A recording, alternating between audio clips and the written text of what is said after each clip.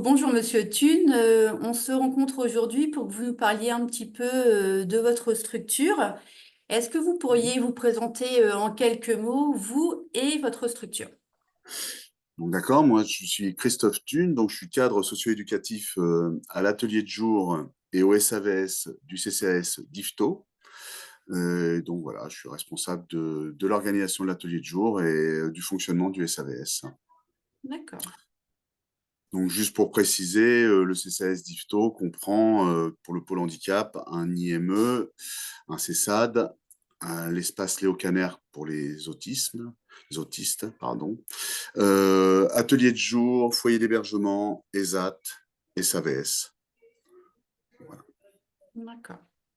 Donc vous vous trouvez sur la zone d'Yvetot, c'est ça? Oui, c'est ça, oui, on est proche du centre-ville d'Yvetot, un petit peu excentré, mais pas loin du centre-ville. Et votre champ d'intervention peut se trouver hors d'Yvetot?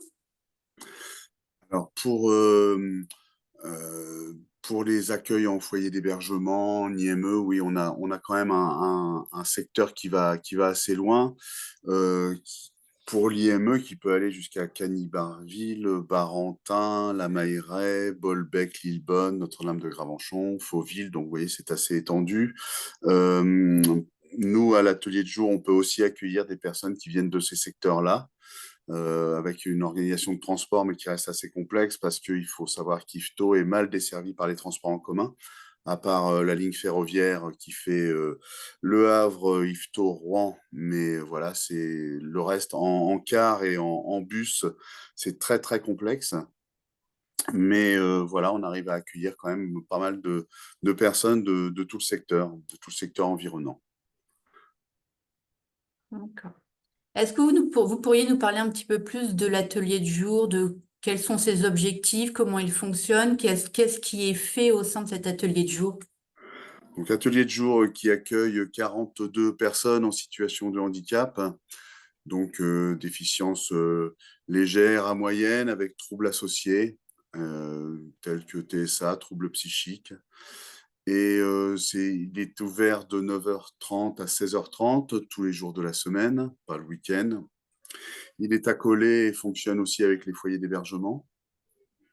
Et nos missions sont d'accueillir ces personnes accompagnées, et puis de leur proposer à la journée des apprentissages, soit fonctionnels, soit professionnels, soit de pouvoir leur permettre de s'épanouir dans toutes les activités que l'on propose. On est là, cette année, on va axer davantage sur l'inclusion. Alors, l'inclusion forcément professionnelle, qui débute un peu, mais inclusion culturelle, sportive, de loisirs. Sur l'inclusion professionnelle, nous avons créé des partenariats avec les structures qui sont environnantes. Donc, des partenariats notamment avec les AT, c'est incontournable.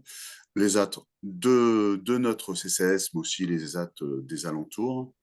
Et aussi des partenariats avec des organismes, des employeurs, des associations du secteur qui vont nous permettre de s'inscrire dans ce que proposent les organisations, soit pour y aller développer des stages avec des personnes accompagnées pour qu'elles puissent voilà, se mettre en situation professionnelle, voir si c'est quelque chose qui peut leur convenir, et puis voir si c'est quelque chose aussi qui peut être évolutif, mais aussi avec tous ces partenariats, c'est de pouvoir apporter aux adultes qu'on accompagne, voilà, un extérieur, sortir un peu de l'atelier de jour, sortir un peu des activités qui quelquefois sont un peu trop fonctionnelles ou un peu trop de loisirs, pour offrir un lieu qui va accueillir toutes ces personnes et pour lesquels on va faire des évaluations, à savoir si quelqu'un veut s'engager sur un secteur professionnel ou si une personne accompagnée, va simplement vouloir aller à l'extérieur pour effectuer quelques activités, mais sans pour cela s'engager vers un avenir professionnel.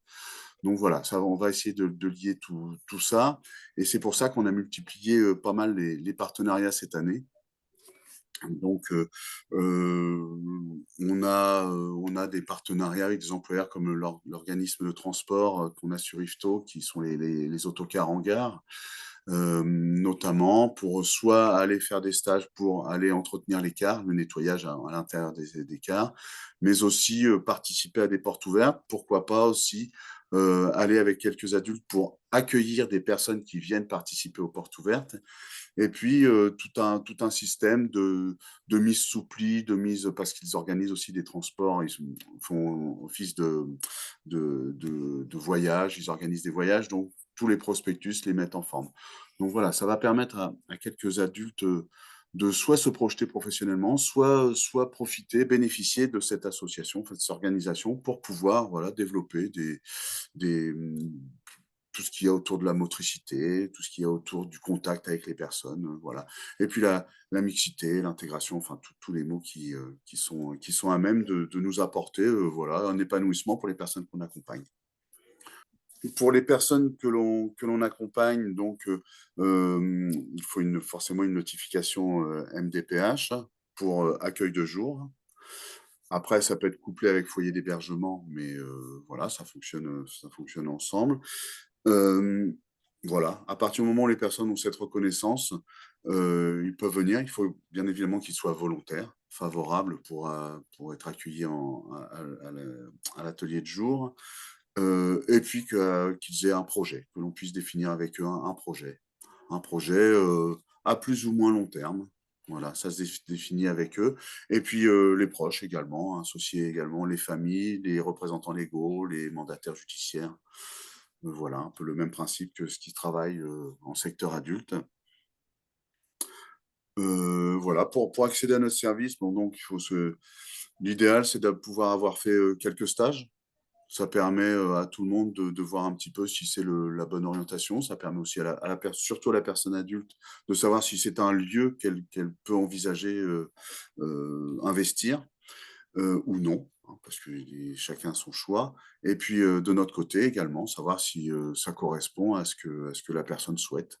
Donc voilà, c'est un consensus, que l'on met en place. Ensuite, la personne, une fois qu'elle a sa notification, une lettre pour être positionné en liste d'attente, une lettre de demande, manuscrite de sa part ou accompagnée par les représentants légaux, pour voilà, être positionné en liste d'attente. Alors bien évidemment, comme tous les établissements, nous avons une liste d'attente qui est assez longue, notamment pour les foyers d'hébergement. Quand l'atelier de jour est couplé avec le foyer d'hébergement, c'est encore plus long. En atelier de jour externe, ça va un petit peu plus vite, mais encore, la liste d'attente est assez longue. Et une fois que la personne est positionnée en liste d'attente, et ben voilà, on se permet aussi quelquefois de reprendre contact avec elle pour savoir où elle en est, si elle est toujours volontaire pour venir, si elle a trouvé autre chose aussi. Et puis si elle est toujours volontaire, bon ben voilà, on est toujours prêt à l'accueillir. Et quelles sont les activités qui sont proposées au sein de l'atelier de jour exactement? Alors, nous avons des activités, nous avons aussi 6 pôles d'activités. Et dans ces pôles d'activité, donc tout est lié à l'apprentissage et à la construction. Même si quelquefois on parle de maintien des acquis, mais il y a toujours voilà, une perspective d'apprentissage, de progression et d'avancée et de projet. Donc, dans des activités alors extérieures, hein, du jardinage, de l'entretien d'espaces verts. Alors, à moindre mesure, à moindre échelle que ce qu'il peut y avoir en ESAT, mais on est en train de développer justement des groupes, des groupes pré-pro, pré-professionnels, qui s'inscrivent davantage avec un rythme différent que ce qui se passe en atelier de jour pour se rapprocher davantage des ESAT ou du milieu ordinaire, hein, de ce qui attend les attendus de travail. Donc espace vert, bricolage, horticulture. Nous avons aussi des salles de soins, de bien-être, de développement culturel, euh, également tout ce qui est expression corporelle, artistique, vocale. La cuisine pédagogique que l'on appelle, c'est-à-dire aujourd'hui c'est principalement de la pâtisserie, demain nous serons à même de pouvoir proposer de préparer un repas du début jusqu'à la fin. Alors pas nécessairement pour des apprentissages professionnels, mais davantage du fonctionnel pour développer l'autonomie, développer les compétences. Voilà, entretien des locaux, si on a un atelier entretien des locaux, qui forme aussi des personnes à pouvoir aller en ESAT, en EHL, ou même à l'extérieur. On conventionne aussi avec la mairie d'Yvetot pour l'entretien de la piscine, des espaces verts. Bon, c'est des conventions et puis sous forme de stage. Donc voilà, on essaie de développer un maximum d'activités pour que les personnes puissent se rapprocher de ce qu'elles vont pouvoir envie et d'utiliser comme support pour s'épanouir. Hein. Mais donc, alors après, l'espace vert, c'est assez large. Le jardinage, c'est assez large aussi. Le bricolage aussi, c'est assez large. Et puis, donc voilà. Et c'est ouvert aussi. Alors, on a des ateliers qu'on va développer en pré-professionnel. Donc, ce sera ouvert à ceux qui s'orientent vers une insertion professionnelle. Mais aussi, ces mêmes ateliers sont ouverts à tous, avec chacun où on peut participer à son niveau, à son rythme et à sa convenance à des petites réalisations pour lesquelles voilà, on organise un marché de Noël, par exemple. Donc, un mois avant, on fait des réalisations, on organise un marché de Noël. Et puis l'été, voilà, on organise des Olympiades cette année, bien évidemment. Et donc, tous les adultes participent à la construction et la mise en place de ces Olympiades. Est-ce qu'il y a un prérequis d'âge pour intégrer l'atelier de jour? Alors, en général, c'est à partir du moment où la réception de la notification. Donc, on peut dire que c'est à 20 ans. Donc voilà, de 20 ans, puisque de toute façon, la MDPH ne délivre pas de notification atelier de jour avant 20 ans, parce qu'il y a les stages et tout ce qui va avec. Et puis, la perception de l'allocation aussi, adulte handicapé. Donc, voilà, c'est 20 ans. Et puis, la fin de l'atelier de jour, la sortie de l'atelier de jour, donc ça peut se faire vers 60 ans. Donc en général, ça va aussi avec la personne qui est en demande d'avoir une autre orientation et de sortir de l'atelier de jour. Donc vers 55 ans, les personnes commencent aussi à saturer un petit peu de l'atelier de jour et souhaitent se reposer vers un ailleurs. D'accord. Donc, alors, bon, il y a principalement, ce sont vers les EHPAD qui tentent à se développer aussi sur l'accueil des personnes en situation de handicap et puis de continuer aussi le développement à l'autonomie, à l'activité, voilà, même si le rythme est moindre. Au sein de l'atelier de jour, vous travaillez avec quel type de professionnels? Alors, à l'atelier de jour, nous avons éducateurs spécialisés, éducateurs techniques spécialisés, moniteurs éducateurs, moniteurs d'atelier et AES, anciennement AMP. Et ils proposent quel type d'accompagnement ces professionnels? Alors, des accompagnements de terrain au sein des ateliers, des activités, mais aussi des accompagnements à l'autonomie, au développement de l'autonomie, à la recherche, à la construction de projets, à la recherche de l'épanouissement par la construction de projets. Donc, ça reste des bien grands mots pour des personnes que l'on accueille en atelier de jour, mais pour les professionnels, c'est le fil rouge qu'ils doivent avoir pour accompagner toutes ces personnes. Et bien évidemment, tout ça se travaille en équipe et se construit en équipe. D'accord. Au tout début de notre entretien, vous avez parlé de la mise en place de plusieurs partenariats. Est-ce que vous aimeriez en présenter un plus précisément ou plus en détail?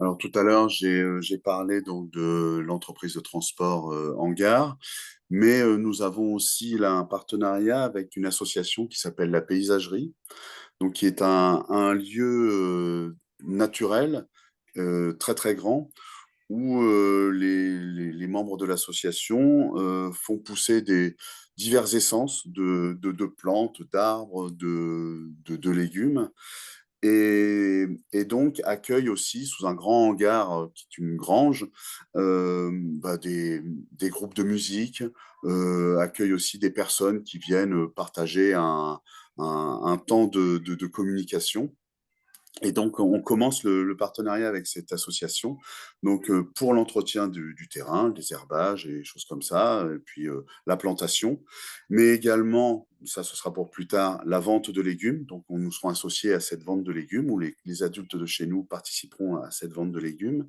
Et puis, quand il y a des manifestations par des groupes de musique ou des cafés papotes, je ne sais pas comment cela s'appelle, c'est aussi pouvoir avoir des adultes qui servent, qui accueillent, qui servent. Et donc, voilà, ils accueillent aussi des groupes scolaires, donc pourquoi pas des adultes qui accompagnent, autant des maternelles que voilà, qui accueillent des personnes qui viennent, qui sont en CFA et qui viennent faire de l'élagage, par exemple, donc en lycée. Donc, c'est vraiment un lieu qui va nous permettre à nous d'amener les adultes d'une vers l'extérieur et de pouvoir participer à toutes sortes d'activités, qu'elles soient professionnalisantes ou non, et qui puissent permettre à des adultes de, voilà, de s'épanouir et peut-être aussi d'élier et découvrir d'autres milieux pour développer leurs projets. Donc, ce partenariat commence, hein, il a commencé il y a quelques mois, mais il tente à se développer. Si je comprends bien, les objectifs de l'atelier du jour sont de plus en plus de créer de la mixité pour les publics que vous accompagnez. Bien sûr, c'est notre mot d'ordre, hein. C'est voilà, c'est le vivre comme tout à chacun. Voilà, on amène les personnes que l'on accompagne avec toutes leurs difficultés, de pouvoir s'épanouir bah, dans tous les lieux, dans tous les endroits où ils vont pouvoir aller avec toutes les personnes qu'ils vont pouvoir rencontrer, comme vous et moi. Très bien tout ça. Mm. Est-ce qu'il y a quelque chose que vous aimeriez ajouter sur votre structure, sur l'accompagnement ou sur une autre partie de votre activité? Donc, c'est une structure qui tente à se développer, hein. On va, voilà, avec tout le territoire, la ville d'Yvetot et tout le territoire, on tente à se développer, à les connaître et se faire connaître, à aller faire des recherches et puis voilà, associer les adultes à tout ce que l'on met en place de toute façon, afin que bah, ils puissent se rendre compte exactement de tout ce qu'il y a à faire pour voilà, faire du partenariat, aller rechercher des personnes et puis voilà, les associer un maximum et puis pouvoir recueillir effectivement leurs doléances et leurs souhaits, leurs attentes et de voilà. Donc ça tente à se développer de plus en plus. Très bien. Ben, je vous remercie beaucoup, Monsieur Thune. Ben, je vous remercie, Elodie, merci à vous et puis à une prochaine. À une prochaine. Au revoir. Au revoir.